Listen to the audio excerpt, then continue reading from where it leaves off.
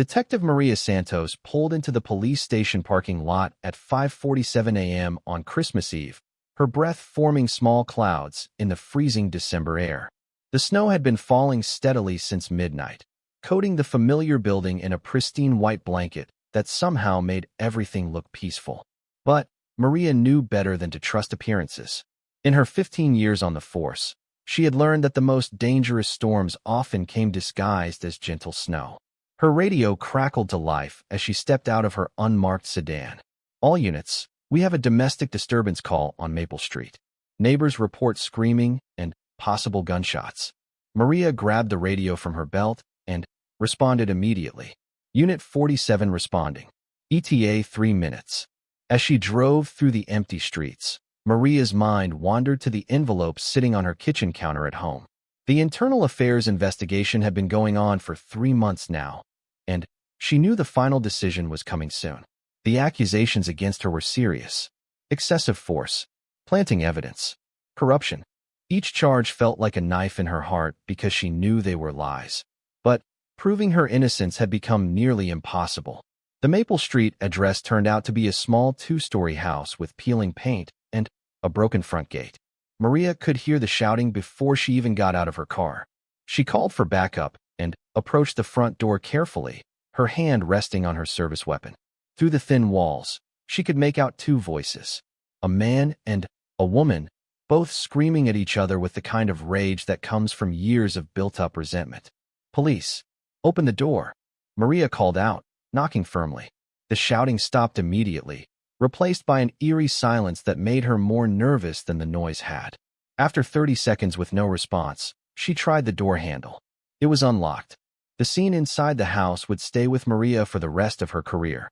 A young woman, probably in her mid-20s, was huddled in the corner of the living room, her face bruised and her clothes torn. Blood dripped from her nose onto the dirty carpet below. Standing over her was a man who looked to be in his 40s, his eyes wild with alcohol and anger. In his right hand, he held a gun.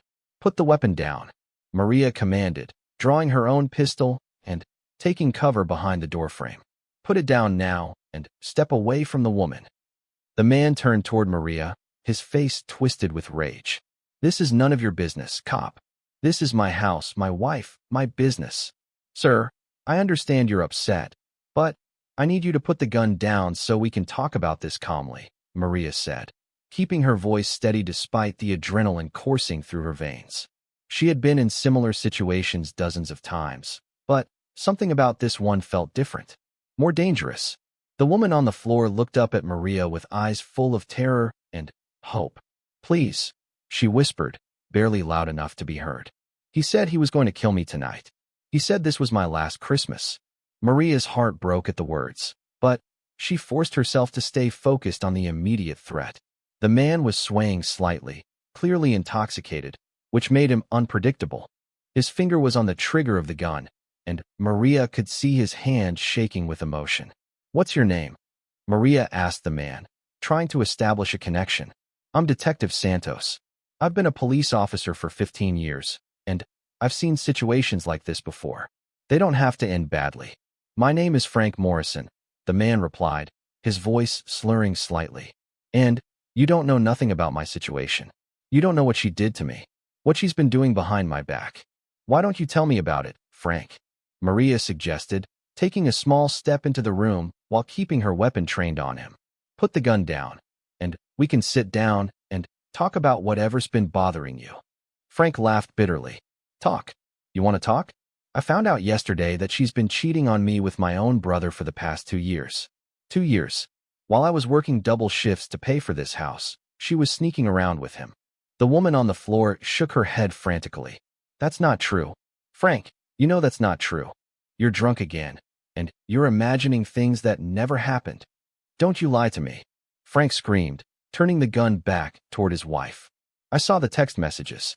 I saw the pictures." Maria saw her opportunity and took it. While Frank was distracted by his anger toward his wife, she moved quickly across the room and grabbed his wrist, forcing the gun away from the woman. The weapon discharged into the ceiling, sending chunks of plaster raining down on all 3 of them. The struggle lasted only a few seconds. Frank was strong, but he was also drunk and unbalanced. Maria managed to twist his arm behind his back and force him to the ground while kicking the gun across the room. She had him handcuffed before her backup even arrived. As she helped the injured woman to her feet, Maria felt a familiar sense of satisfaction. This was why she had become a police officer in the first place. To protect people who couldn't protect themselves. To stand between innocent victims and the predators who would hurt them. It was moments like these that reminded her why she loved her job, despite all the politics and bureaucracy that came with it. The backup officers arrived just as Maria was reading Frank his rights. They took him into custody and called for an ambulance to treat his wife's injuries. As the paramedics loaded the woman onto a stretcher, she grabbed Maria's hand. "Thank you," she said, tears streaming down her bruised face. "You saved my life tonight. I don't know what would have happened if you hadn't shown up when you did." Maria squeezed her hand gently. "That's what we're here for. You're safe now. He won't be able to hurt you anymore." By the time Maria finished filing her report, it was nearly noon. Christmas Eve was supposed to be a short day for most of the department, but crime didn't take holidays. As she sat at her desk, typing up the details of the domestic violence call, her phone rang. "Detective Santos, this is Captain Rodriguez. I need to see you in my office immediately." Maria's stomach dropped. Captain Rodriguez only used that tone when something serious was happening. She saved her report and walked down the hallway to the captain's office, her mind racing with possibilities. Had there been another complaint filed against her? Had Internal Affairs reached their decision? Captain Rodriguez was a fair man who had always supported Maria throughout her career. He had been her mentor when she first made detective, and she respected him more than almost anyone else in the department. But when she walked into his office, his face was grim. "Sit down, Maria," he said, gesturing to the chair across from his desk. "We need to talk." "Is this about the Internal Affairs investigation?" Maria asked, even though she already knew the answer. "It is. I just got off the phone with Lieutenant Williams from IA. They're moving forward with the disciplinary hearing. It's scheduled for January 15th. Maria felt like she had been punched in the stomach. "Captain, you know those allegations are false. I have never planted evidence or used excessive force. My record speaks for itself." "I know, Maria. I know. But the complainant has provided some compelling evidence that we can't ignore.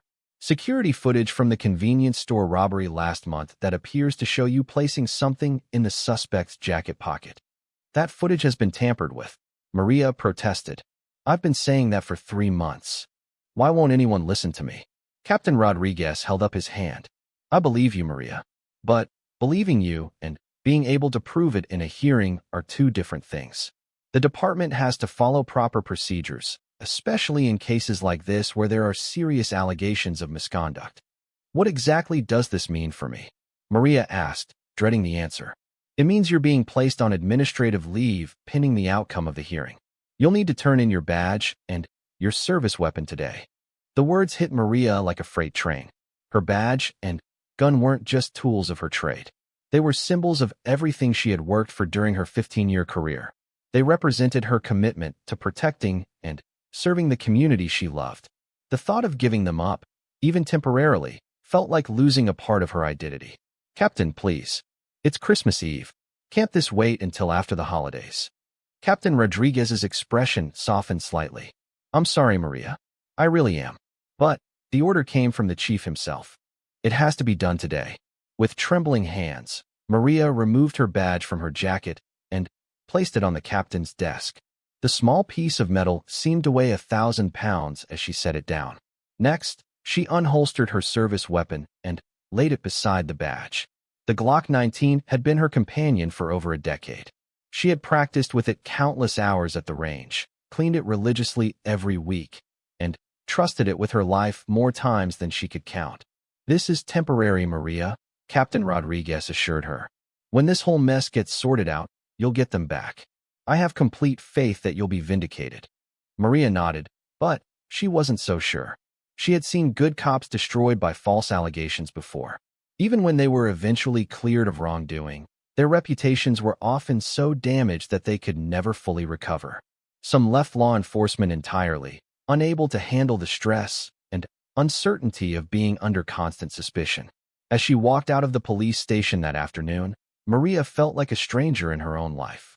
For 15 years, her identity had been wrapped up in being a police officer. She was Detective Santos, the cop who solved difficult cases and protected innocent people. Now she was just Maria, a woman under investigation for crimes she didn't commit. The drive home through the snowy streets gave her time to think. The Christmas lights on the houses she passed seemed dimmer than usual, and the holiday decorations looked somehow artificial. She thought about the woman she had saved that morning, and how grateful she had been for Maria's help. Would that be the last time she would have the chance to make a difference in someone's life? Her small apartment felt empty and cold when she arrived. The Christmas tree in the corner, which had seemed cheerful just that morning, now looked sad and out of place. She hadn't bothered to buy many presents this year, partly because money was tight, and partly because she had been so focused on the investigation that she had barely thought about the holidays. Maria sat on her couch and stared at the envelope from Internal Affairs that was still sitting on her coffee table. She had been too afraid to open it, but now it didn't matter. Captain Rodriguez had already told her what was inside. The formal notification of the disciplinary hearing, the list of charges against her, the reminder that her career hung in the balance. She thought about calling her parents, but she couldn't bear the thought of explaining what was happening. They had been so proud when she became a police officer, and even prouder when she made detective. How could she tell them that their daughter was being investigated for corruption? How could she admit that everything they believed about her might be questioned? Instead, she called her partner, Detective James Park. They had been working together for 3 years, and he knew her better than almost anyone on the force. If anyone would believe in her innocence, it would be him. "Maria, how are you holding up?" James asked as soon as he answered the phone. "I've been better," Maria replied, trying to keep her voice steady. "I just left the captain's office. They're moving forward with the hearing, and I'm on administrative leave starting now." "Jesus, Maria. I'm so sorry. This whole thing is such bullshit. Everyone who knows you knows these charges are fake." "Thanks, James. That means a lot. But knowing something and proving it are different things." "Listen, I've been doing some digging on my own time," James said, lowering his voice. "I think I might have found something. Can you meet me tomorrow? Christmas Day might actually be perfect. The station will be mostly empty." Maria's heart leaped with hope. "What did you find? I can't talk about it over the phone. But I think someone has been setting you up, and I might know who."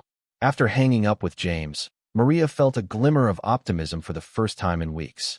Maybe there was still a chance to clear her name. Maybe she wouldn't lose everything she had worked so hard to build.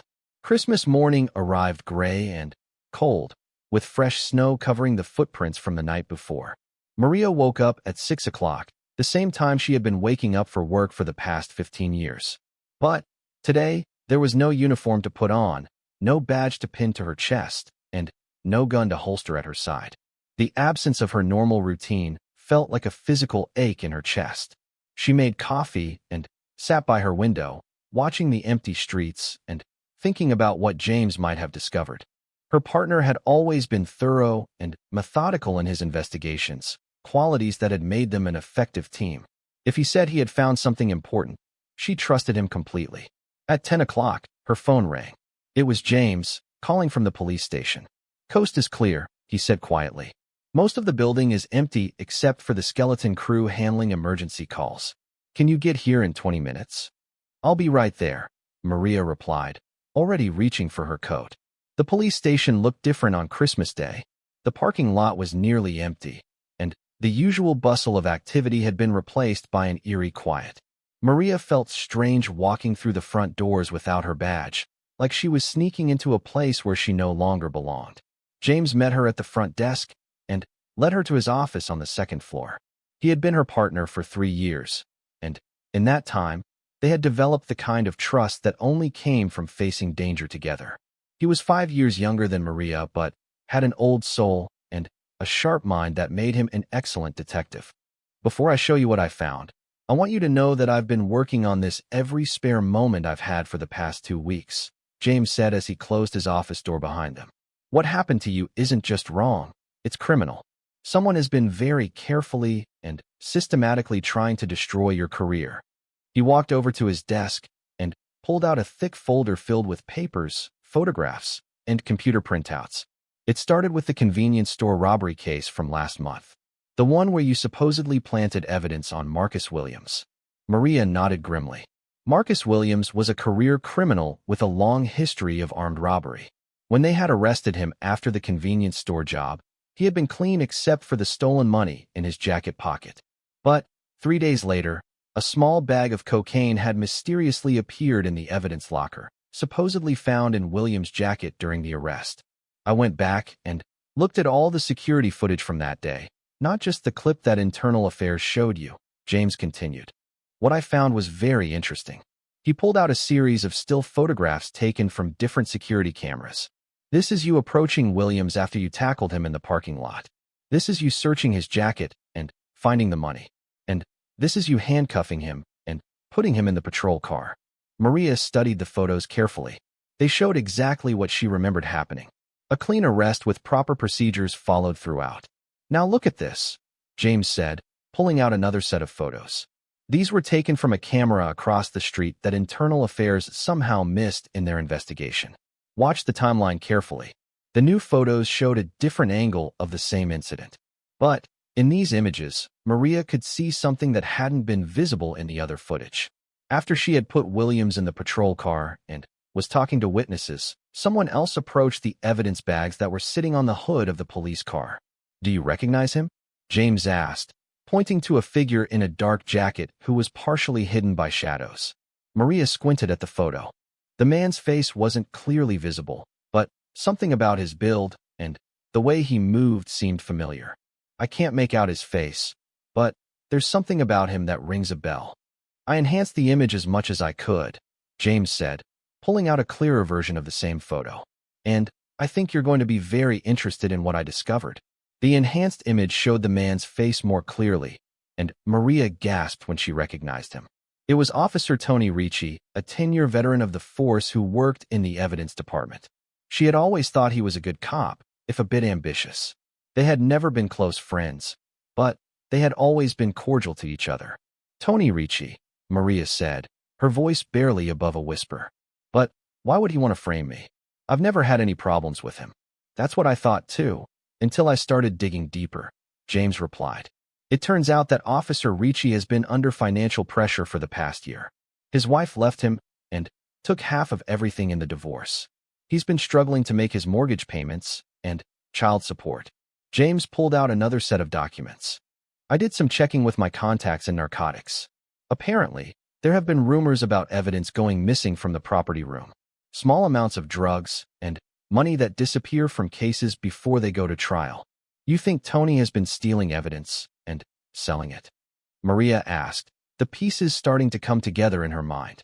"I think Tony has been supplementing his income by stealing from the evidence locker for months, maybe longer. But recently, the internal audit department started asking questions about the missing items. He needed a scapegoat, someone to blame for the thefts." Maria felt a surge of anger as she realized how she had been manipulated. "So he chose me. He planted that cocaine on Williams to make it look like I was dirty, knowing that it would trigger an investigation into all my cases." "Exactly. If you get convicted of planting evidence, any questions about missing drugs or money can be blamed on you. It's actually pretty clever, in a sick way." James showed her more documents. Financial records showing Tony's money problems. Witness statements from other officers who had seen him acting suspiciously around the evidence room. Security footage showing him entering the property room at odd hours when he wasn't scheduled to be working. "This is incredible work, James," Maria said, feeling hope for the first time in months. "But why didn't you take this to Captain Rodriguez or Internal Affairs?" James's expression darkened. "Because I'm not sure who else might be involved in this. Tony isn't smart enough to pull off something this sophisticated on his own. He had help, and that help might be coming from someone higher up the chain of command." The implications of what he was saying hit Maria like a punch to the gut. If there was corruption at a higher level in the department, then taking their evidence through normal channels might just result in it being buried or destroyed. "So what do we do?" Maria asked. "We keep investigating quietly until we have enough evidence to take this outside the department. The FBI has a public corruption unit that handles cases like this. But we need to be absolutely certain about what we're alleging before we make that call. They spent the next 3 hours going through every piece of evidence that James had collected. The case against Tony Ricci was strong, but they still didn't have definitive proof of who else might be involved in the conspiracy. James had identified 3 other officers who had access to the evidence room and might be helping Tony, but he needed more time to investigate them thoroughly. "There's something else you should know," James said as they were preparing to leave. "I heard through the grapevine that the internal affairs investigation might be moving faster than expected. Word is that they're planning to recommend your termination based on the evidence they have." Maria felt her stomach drop. "How much time do we have?" "Maybe a week, possibly less. The disciplinary hearing is scheduled for January 15th, but if they decide they have enough evidence for immediate termination, they could move that up." They agreed to meet again in 2 days to continue their investigation. James would focus on gathering more evidence against Tony Ricci and his possible accomplices, while Maria would review her old case files to see if she could identify any other incidents that might have been manipulated. As she drove home through the Christmas Day traffic, Maria's mind was racing. For the first time since this nightmare had begun, she had hoped that her name could be cleared. But she also realized how dangerous her situation had become. If Tony and his accomplices were willing to frame a fellow officer, there was no telling how far they might go to protect themselves. She thought about the woman she had saved on Christmas Eve and how grateful she had been for Maria's help. That was what police work was supposed to be about: protecting innocent people and catching the real criminals. The irony that she was now being victimized by criminals wearing police badges wasn't lost on her. When she got home, Maria spread all of her old case files across her dining room table. If there was a pattern to what Tony and his accomplices were doing, she was determined to find it. She started with the most recent cases and worked backward, looking for any incidents where evidence might have been tampered with or where suspects might have been framed. After several hours of searching, she found something interesting. 3 months ago, she had arrested a drug dealer named Carlos Mendez. During the arrest, she had found a small amount of marijuana in his car, which should have been a minor charge. But when the case went to court, the prosecution had evidence of a much larger quantity of cocaine that had supposedly been found in the same vehicle. Maria remembered being surprised by the additional evidence at the time, but she had assumed that another officer had found the cocaine during a more thorough search of the vehicle. Now she wondered if the cocaine had been planted, just like the evidence in the Marcus Williams case. She pulled out her laptop and started researching Carlos Mendez's case in more detail. What she found made her blood run cold. Mendez had been convicted based largely on the planted cocaine evidence and sentenced to 5 years in prison. He was currently serving that sentence at the state penitentiary, an innocent man whose life had been destroyed by corrupt police officers. The more Maria dug into her old cases, the more evidence she found of tampering. Small amounts of drugs that appeared in evidence lockers days after arrests were made. Money that was reported found on suspects, but never appeared in the arresting officer's initial reports. Witnesses who claimed that evidence had been planted, but whose statements were dismissed by prosecutors. By evening, she had identified at least 6 cases over the past year where evidence had likely been planted or manipulated. All of the cases had been processed through the same evidence room where Tony Ricci worked. And, in every case, the planted evidence had led to significantly harsher sentences for the defendants. Maria realized she was looking at something much bigger than a simple frame-up job. This was an organized corruption scheme that had been going on for months, maybe longer. Tony and his accomplices weren't just stealing evidence to sell on the street. They were manufacturing evidence to ensure convictions and boost their arrest statistics. She thought about all the innocent people who might be sitting in prison because of planted evidence. People like Carlos Mendez, whose only crime had been being in the wrong place at the wrong time when corrupt cops needed someone to frame. The anger that had been building in Maria's chest all day finally boiled over. She had dedicated her life to upholding justice and protecting innocent people. The idea that fellow officers were perverting that mission for their own personal gain made her furious. She called James and told him what she had discovered. He was equally outraged and agreed that they needed to expand their investigation to include all of the cases where evidence might have been planted. 2 days after Christmas, Maria met James at a small diner on the outskirts of town, far from the police station and any potential surveillance. The investigation had taken on a life of its own, and they both knew they were walking into dangerous territory. Corrupt cops who were willing to frame fellow officers wouldn't hesitate to use more extreme measures to protect themselves. James slid into the booth across from Maria, carrying a briefcase that contained their growing collection of evidence. He looked tired and stressed, the weight of what they had discovered clearly taking its toll. "I've been thinking about this nonstop since Christmas," he said quietly, glancing around to make sure no one was listening to their conversation. "The more I dig into this, the more convinced I become that we're dealing with something much bigger than just Tony Ricci stealing from the evidence locker." He opened his briefcase and pulled out a new set of documents. "I spent yesterday going through arrest records and court filings for the past 2 years. What I found is a pattern of evidence manipulation that goes far beyond what we initially suspected." Maria studied the papers he handed her. They showed a systematic pattern of drug arrests where small amounts of contraband found during initial searches had somehow multiplied into major felony quantities by the time cases went to trial. The pattern was subtle enough to avoid detection during routine audits, but clear enough to see once you knew what to look for. "This isn't random, opportunistic corruption," Maria said, her voice filled with disgust. "This is organized crime wearing police badges." "It gets worse," James continued. "I managed to get access to some financial records through a contact I have at the bank. Tony Ricci has been making cash deposits into his account on a regular basis for the past 18 months. Amounts that don't match his police salary or any legitimate sources of income one can identify." He showed her photocopies of bank statements that revealed deposits of $2,000 to $3,000 every few weeks. Over the course of 18 months, the extra income totaled more than $60,000. "Where do you think the money is coming from?" Maria asked. "I think they're not just planting evidence to boost their conviction rates," James replied grimly. "I think they're also selling real evidence that should have been used to prosecute actual criminals. They steal drugs from cases that are already solid, sell the drugs on the street, and then plant smaller amounts on innocent people to maintain their arrest statistics." The implications of what he was suggesting made Maria feel sick. Not only were innocent people being sent to prison, but real criminals were walking free because evidence of their crimes was being sold rather than used in court. "We need to take this to the FBI immediately," Maria said.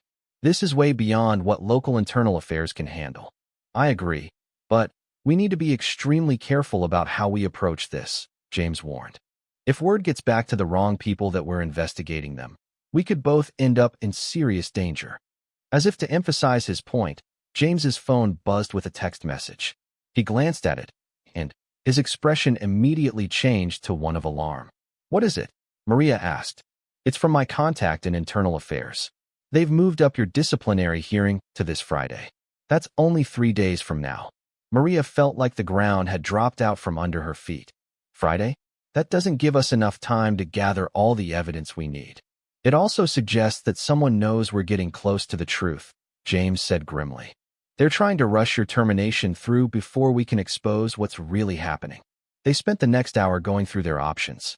Taking their evidence to the FBI was the right move, but it would take time to arrange a meeting with the appropriate agents and present their case.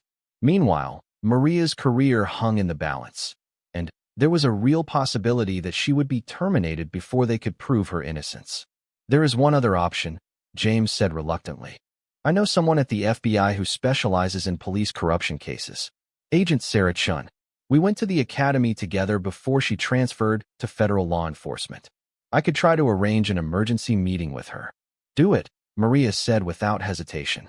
"If she's willing to listen to us, we need to take that chance." James made the call while they were still sitting in the diner. Agent Chun was initially skeptical about meeting on such short notice, but when James explained the urgency of the situation, she agreed to see them that evening at her office in the federal building downtown. They spent the rest of the day organizing their evidence and preparing their presentation. They had hundreds of documents, photographs, and financial records that painted a clear picture of systematic corruption within the police department. But they also knew they would only get one chance to convince Agent Chun to take their case seriously. That evening, they met Agent Chun in her office on the 15th floor of the federal building. She was a woman in her early 40s with sharp eyes and a no-nonsense demeanor that immediately put Maria at ease. This was someone who would evaluate their evidence based on facts, not departmental politics. James told me you have evidence of corruption in your police department, Agent Chen said as they settled into chairs across from her desk. I have to tell you that we get a lot of these complaints, and most of them don't pan out. But he seemed convinced that this case was different. It is different, Maria replied, then launched into a detailed explanation of everything they had discovered. She started with her own case and the planted evidence that had triggered the internal affairs investigation, then expanded to show the broader pattern of corruption they had uncovered. Agent Chen listened without interruption as they presented their evidence. She took notes and asked occasional clarifying questions, but her expression remained neutral throughout the presentation. When they finished, she sat back in her chair and studied the documents they had spread across her desk. This is compelling evidence, she said finally. If what you're alleging is true, then we're looking at a significant corruption scheme that involves multiple federal crimes. Civil rights violations, conspiracy, drug trafficking, money laundering. This would be a major case for our public corruption unit. What do we need to do to move forward? James asked. First, I need to verify some of this information independently, Agent Chen replied. I can't open an official investigation based solely on evidence gathered by local police officers who might have their own agenda. No offense intended, but I have to be careful about that. We understand, Maria said. But my disciplinary hearing is scheduled for this Friday. If the department terminates me before you can investigate, it might be much harder to prove that the charges against me were fabricated. Agent Chen nodded thoughtfully. I might be able to help with that. If I contact your department and inform them that Detective Santos is a potential witness in a federal investigation, they would be required to delay any disciplinary action until our investigation is complete. Maria felt a surge of hope. You would do that? I would. But I need you to understand that this is just the beginning of what could be a very long and difficult process. Federal corruption investigations can take months or even years to complete, and there's always the possibility that we won't be able to gather enough evidence to bring charges. We understand the risks, James said, but we can't just stand by and let this continue. There are innocent people in prison because of what these officers have done. Agent Chen spent the next 2 hours going through their evidence in detail. She was particularly interested in the financial records showing Tony Ricci's unexplained income and the security footage showing him tampering with evidence. She also took detailed notes about the cases where they suspected evidence had been planted. I'm going to need you both to sign formal statements detailing everything you've told me tonight, she said. These statements will become part of the official federal investigation file. As they prepared to leave, Agent Chen pulled Maria aside for a private conversation. I want you to know that what you're doing takes real courage, she said. It's not easy to stand up against corruption in your own department, especially when your career is on the line. But this is exactly the kind of case that our unit was created to handle. I just want the truth to come out, Maria replied. I became a police officer to protect innocent people and catch criminals. If I let corruption destroy that mission, then everything I've worked for becomes meaningless. Agent Chen nodded approvingly. That's the attitude we need from local law enforcement. I'm going to do everything I can to help you, but you need to be extremely careful from this point forward. If the people you're investigating suspect that federal agents are involved, they might become desperate. Desperate people do dangerous things. The next morning, Maria woke up to find her phone ringing at 6 a.m. It was Captain Rodriguez, and he sounded confused and somewhat irritated. Maria, I just got a very interesting phone call from the FBI, he said. Agent Sarah Chun from the Public Corruption Unit wants to speak with me about your case. She says you might be a witness in a federal investigation. That's correct, Captain, Maria replied, trying to keep her voice steady. I've been working with federal agents to investigate corruption in our department. There was a long silence on the other end of the line. When Captain Rodriguez spoke again, his voice was more serious than she had ever heard it. Maria, if what you're suggesting is true, then this could have major implications for the entire department. Are you absolutely certain about the evidence you've provided to the FBI? I'm certain, Captain. I wouldn't have gone to the federal authorities if I wasn't completely convinced that serious crimes were being committed. All right. Agent Chun has asked for a meeting with me and the chief this morning. She's also requesting that your disciplinary hearing be postponed indefinitely pending the outcome of their investigation. Maria felt a wave of relief wash over her. Does this mean I can get my badge and weapon back? Not yet. You'll remain on administrative leave until this federal investigation is complete. But at least you won't be facing immediate termination while the FBI sorts this out. After she hung up with Captain Rodriguez, Maria called James to update him on the developments. He was equally relieved that the federal investigation was moving forward quickly. Shin must have found something in our evidence that really got her attention, James said. Federal agents don't usually move this fast unless they see a strong case. What happens next? Maria asked. Now we wait and see what the FBI investigation uncovers. But I suspect things are about to get very interesting around the station. When word gets out that there's a federal corruption investigation underway, people are going to start getting nervous. James was right. By noon that day, rumors were flying around the police department that federal agents were investigating corruption in the evidence room. Officers who had nothing to hide were worried about being caught up in a federal investigation. Officers who did have something to hide were panicking. Tony Ricci called in sick that afternoon and didn't come to work for the rest of the week. 2 other officers from the evidence department also suddenly developed mysterious illnesses that prevented them from coming to work.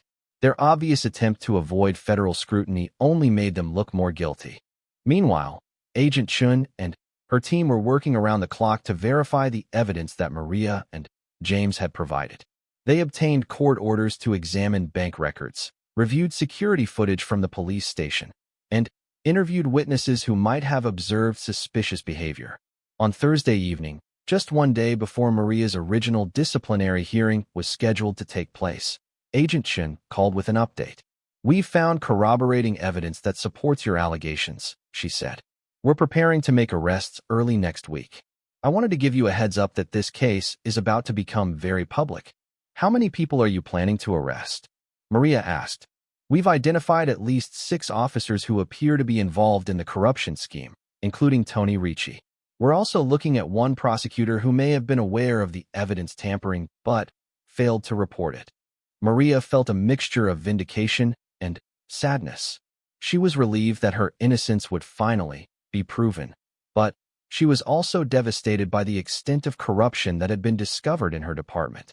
These were people she had worked with and trusted, and they had betrayed everything she believed about law enforcement. "There's something else you should know," Agent Chin continued. "We've identified at least 12 cases where innocent people were convicted based on planted evidence.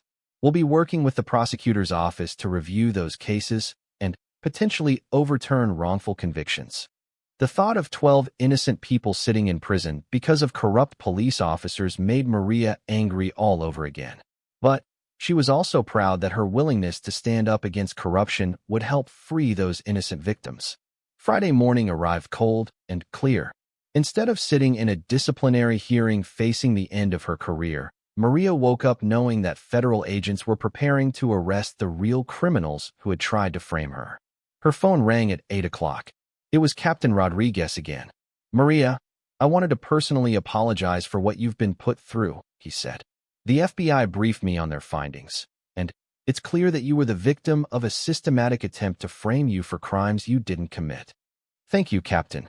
That means a lot coming from you. I also wanted to let you know that as soon as the federal investigation is complete, you'll be restored to full duty with all charges against you dropped. The department owes you a debt of gratitude for exposing this corruption." "I just did what any honest police officer should do," Maria replied. "But I appreciate your support." As she hung up the phone, Maria looked out her window at the snow-covered streets and thought about the long journey that had brought her to this moment. 3 months ago, she had been a decorated detective with a spotless record. Then, she had been framed by corrupt colleagues and faced with the destruction of everything she had worked for. But instead of accepting defeat, she had fought back. With the help of her loyal partner and a dedicated federal agent, she had exposed a corruption scheme that had destroyed the lives of innocent people and betrayed the public trust. Her badge was still sitting on Captain Rodriguez's desk, but Maria knew it would soon be returned to her. More importantly, she knew that she had proven herself worthy of wearing it. She had faced the ultimate test of her integrity and had emerged victorious. The real criminals were about to face justice. The innocent victims would have their convictions overturned, and Maria Santos would return to doing what she loved most, protecting and serving the community that depended on honest police officers like her. Justice had prevailed, just as she had always believed it would. "This is bigger than we thought," James said. "We're not just talking about one corrupt officer. This is a systematic corruption scheme that could involve multiple officers and potentially someone in the prosecutor's office as well." "How do we prove it without tipping them off?" Maria asked. "Very carefully," James replied. "And we need to work fast. If they suspect that we're onto them, they could destroy evidence or try to frame you for even more serious crimes." As Maria hung up the phone, she realized that her fight to clear her name had become something much larger. She wasn't just fighting to save her own career anymore. She was fighting to expose a corruption scheme that had destroyed the lives of innocent people and betrayed everything she believed about law enforcement. She looked out her window at the snow-covered streets and made another vow. She would not only clear her name, but she would make sure that Tony Ricci and every officer involved in this scheme faced justice for what they had done. And she would do everything in her power to free the innocent people who were sitting in prison because of planted evidence. The battle ahead would be dangerous and difficult, but Maria Santos had never backed down from a fight in her life. She wasn't about to start now. She spent the rest of Christmas Eve looking through her old case files, trying to identify anyone who might have a grudge against her. Over 15 years, she had arrested hundreds of people and testified against dozens more in court. Any one of them could have decided to seek revenge by framing her for corruption. As midnight approached and Christmas Day officially began, Maria found herself thinking about the oath she had taken when she first became a police officer. She had promised to protect and serve, to uphold justice, and to defend the innocent. Even though she was no longer allowed to wear her badge, those promises still meant something to her. She looked out her window at the snow-covered streets and made a vow. She would find out who was trying to destroy her career, and she would make sure they paid for what they had done. Her badge might be sitting on Captain Rodriguez's desk, but her commitment to justice was stronger than any piece of metal.